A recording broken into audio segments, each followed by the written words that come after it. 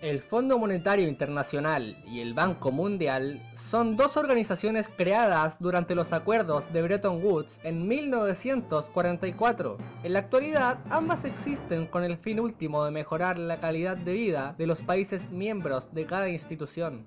Por una parte, el Fondo Monetario Internacional tiene dos funciones esenciales. La primera es prestar asesoramiento sobre políticas económicas y asistencia técnica a los países miembros que lo necesiten. La segunda función, tan importante como la primera, es la de otorgar préstamos a los estados con problemas financieros, sea por deuda externa o interna, es decir, estados que no pueden hacer frente a una balanza de pagos en el corto o mediano plazo. En un inicio, se entendía que el FMI debería velar por que los países no volvieran a caer en una situación similar a la de los años 30, la que ha sido, quizás, la depresión económica más grande por la que ha atravesado el planeta, al menos desde el siglo XX. En el primer borrador sobre el FMI, escrito por Harry Dexter, se distinguen tres principios que el FMI debía seguir. Número 1. Cada estado debía definir su moneda en relación con el dólar estadounidense o el oro. Número 2. El valor de la moneda física no debía ser distinto más allá de un 1% con relación al valor oficial.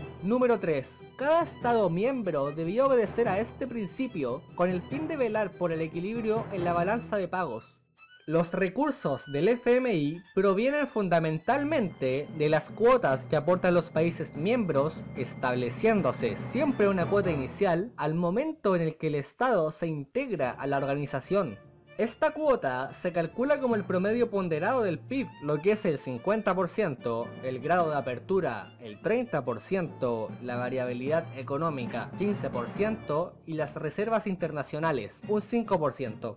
Dichas cuotas se pagan al año 2004 en un 25% como derechos especiales de giro, concepto que explicaré en otro video. Mientras el FMI puede solicitarle a cada estado el resto del pago si quiere efectuar algún préstamo en la moneda del país correspondiente. Por último, las cuotas son el principal factor por el que se determinan el peso de los votos de un país. Vale decir, mientras más aporte una nación, más influyente en las decisiones se vuelve. Asimismo, mientras mayor sea el aporte al FMI, mayor será la magnitud de financiamiento que puede recibir ese país del FMI. Cada país, si lo necesita, tiene derecho a reclamar el 25% de la cuota total de vuelta y en situaciones extraordinarias el FMI puede apoyarlo hasta con el 200% de su cuota anualmente y hasta el 600% de forma acumulada, debiéndose amortizar este préstamo en un plazo normal de 3 a 5 años.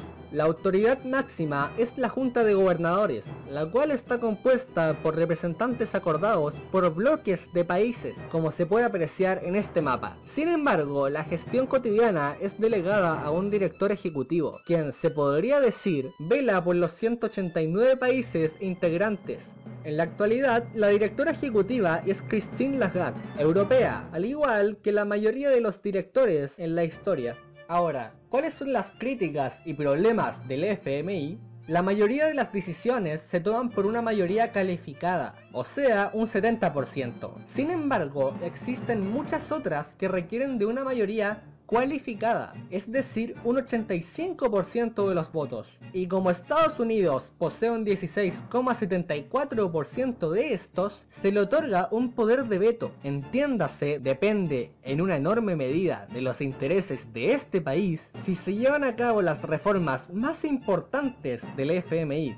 Otra de las críticas que se le hacen son sobre las condiciones que les impone el FMI a los países en vías de desarrollo a cambio de otorgarle los préstamos. Entre estas condiciones están reducir el gasto público, eliminar subsidios, crear políticas de flexibilidad laboral, implementar una estructura de libre mercado en todas las áreas del desarrollo humano, incluyendo servicios como la educación o la salud. El FMI no ha demostrado una total eficacia cuando se trata de prever situaciones financieras a futuro. No fue capaz de anticipar la crisis del 2008 y en el año 2011 la actual directora habló de una posible recesión mundial, lo que por supuesto generó impacto en las bolsas de la mayoría de los países. Por otra parte, el Banco Mundial es una organización que, si bien se fundamenta en el buen funcionamiento de la economía de sus países miembros, de ahí su principal objetivo de reducir la pobreza, también brinda apoyo técnico y financiero con el fin de que dichos países lleven a cabo proyectos tales como la creación de escuelas, centros de salud, abastecimiento de agua, etc. Al igual que en el FMI, el Banco Mundial posee una junta de gobernadores. Sin embargo, a diferencia de este, cada país está representado en un gobernador, quien es por lo general el ministro de Finanzas, el presidente del Banco Central o alguien de similar rango. El directorio ejecutivo está compuesto por 25 personas, más el presidente quien la encabeza, aunque por regla general no tiene derecho a voto, salvo caso de equidad. Es dicho presidente quien lleva a cabo la tarea cotidiana que significa mantener al Banco Mundial, nombrar y destituir a empleados, conducir negocios, etc. También existe un consejo consultivo, el cual es un grupo de personas, como mínimo 7, todos nombrados por la Junta de Gobernadores, que tiene como objetivo asesorar al banco en un sentido general, valga decir, entregar conocimiento acerca de intereses agrícolas, industriales, comerciales, etc. Si bien el Banco Mundial también recibe aportes de los países miembros mediante un sistema bastante similar al del FMI, la mayoría del fondo que posee el Banco Mundial proviene de la venta de bonos de este y los mercados financieros mundiales, y al interés cargado posteriormente, pues la mayoría de los inversores privados prefiere el Banco Mundial al estar garantizado por los gobiernos del mundo. El Banco Mundial maneja 5 tipos distintos de préstamos. Número 1. Los préstamos para proyectos específicos, es decir, para carreteras, infraestructura, etc.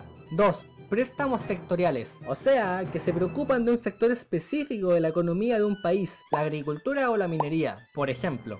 3. Préstamos institucionales, orientados al cambio o reestructuración de organizaciones gubernamentales, con el fin de que se orienten hacia el libre comercio. 4. Los préstamos de ajuste estructural, que son muy parecidos a los anteriores, con el objetivo de permitir la entrada al país de empresas transnacionales y un fomento a la exportación de los recursos naturales, supuestamente con el fin de aliviar el peso de la deuda externa de los países. 5. Y por último, el préstamo a fondo perdido, que se diferencia de los anteriores en que no requiere ser devuelto al prestamista.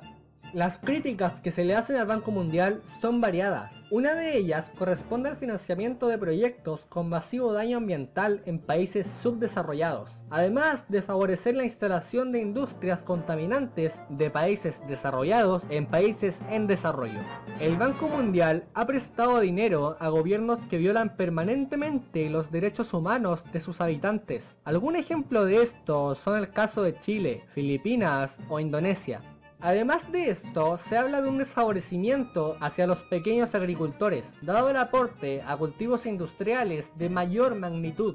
Otra crítica muy importante que se hace tanto al FMI como al Banco Mundial es el gran peso que tienen las decisiones Estados Unidos, así como, según muchos, estas dos instituciones se preocupan más a menudo de los intereses de las transnacionales que de las personas económicamente más vulnerables en los países en desarrollo.